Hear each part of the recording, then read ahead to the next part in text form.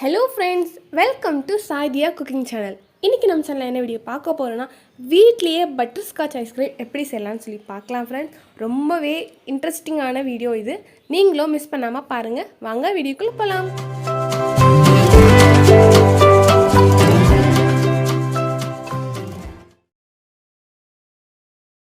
Ice cream செய்யறதுக்காக first நம்ம caramel ready பண்ணனும்.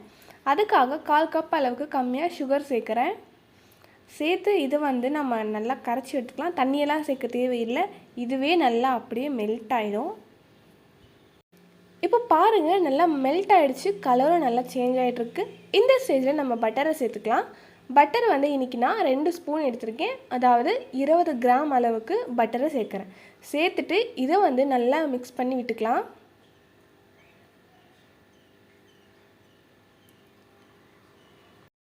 இப்போ பட்டர் நல்லா மெல்ட் ஆயிடுச்சு. ஒரு 4 ஸ்பூன் அளவுக்கு நான் வேர்க்கடலையை வறுத்து தோலை எடுத்துட்டு அதை வந்து சேர்க்குறேன்.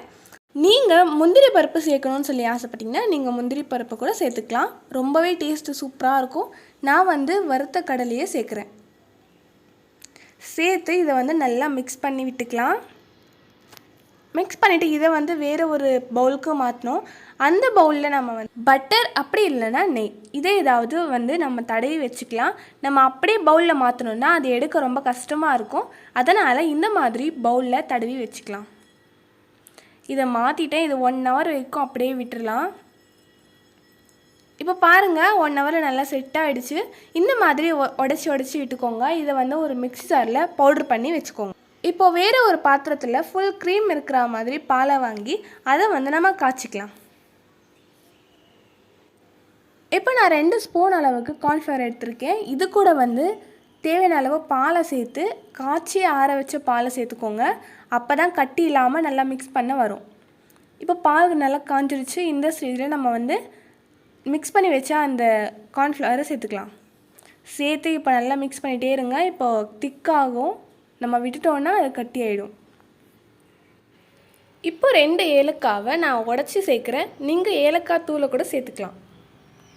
நல்லா மிக்ஸ் பண்ணிவிட்டு நம்ம அரைச்சி வச்ச பவுடரை இது கூட சேர்த்துக்கலாம். சேர்த்துட்டு நல்லா மிக்ஸ் பண்ணிக்கோங்க.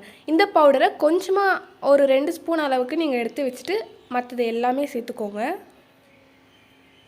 இப்போ நல்லா மிக்ஸ் பண்ணி விட்டாச்சு. ஸ்டவ் ஆஃப் பண்ணிடலாம். இப்போ இது நல்லா வந்து ஆறிட்டுருக்கு. இதை வந்து நம்ம மிக்ஸி ஜாருக்கு மாற்றலாம். இப்போ இதை வந்து நம்ம அரைச்சாச்சு. இதை வந்து ஒரு டைட்டான பாக்ஸில் வந்து மாற்றிக்கலாம். மாற்றிட்டு இதை வந்து நல்லா க்ளோஸ் பண்ணி ஃப்ரீசரில் ஒரு 2 ஹவர்ஸ் வரைக்கும் வச்சு எடுத்துக்கலாம். இது இப்போ கொஞ்சம் செட் ஆகிருக்கு. இதை வந்து நம்ம திருப்பியும் மிக்சியில் அரைச்சி எடுத்துக்கலாம். உங்களுக்கு எவ்வளவு க்ரீமியாக வேணும்னு நினைக்கிறீங்களோ அத்தனை தடவை 2 ஹவருக்கு ஒரு தடவை 2 ஹவருக்கு ஒரு தடவை அப்படின்ற மாதிரி அரைச்சி எடுத்துக்கோங்க. இப்போ அரைச்சதை நான் மறுபடியும் அதே பாக்ஸுக்கு மாற்றுறேன். மாற்றிட்டு நம்ம ஃபஸ்ட் பொடி பண்ணி வச்சுருந்தோம் இல்லைங்களா அந்த கேரம் பவுடரை அதை வந்து கொஞ்சம் லைட்டாக மேலே தூவிட்டு இதையும் டைட்டாக மூடி நான் ஃப்ரீசரில் 8 மணி நேரம் வச்சிடுறேன். இப்போ பாருங்கள் 8 மணி நேரம் ஆயிடுச்சு. இது ரொம்பவே சூப்பராக செட் ஆகிருக்கு. இதை வந்து நீங்களும் கடையில் வாங்க தேவையே இல்லை. வீட்லேயே நம்ம ரொம்பவே ஈஸியாகவே செய்யலாம். இதே மாதிரி நீங்களும் செஞ்சு பாருங்கள். ஓகே ஃப்ரெண்ட்ஸ், இந்த வீடியோ உங்களுக்கு பிடிச்சிருந்தா லைக் பண்ணுங்கள். மறக்காமல் நம்ம சேனலை சப்ஸ்கிரைப் பண்ணி பக்கத்தில் இருக்க பெல் ஐக்கானை கிளிக் பண்ணிக்கோங்க. அப்போ தான் நான் போடுற வீடியோ உங்களுக்கு நோட்டிஃபிகேஷனாக வந்து சேரும். ஓகே ஃப்ரெண்ட்ஸ், இதே மாதிரி இன்னொரு வீடியோவில் நான் உங்களை சந்திக்கிறேன். அது வரைக்கும் டாட்டா, பாய் பாய்.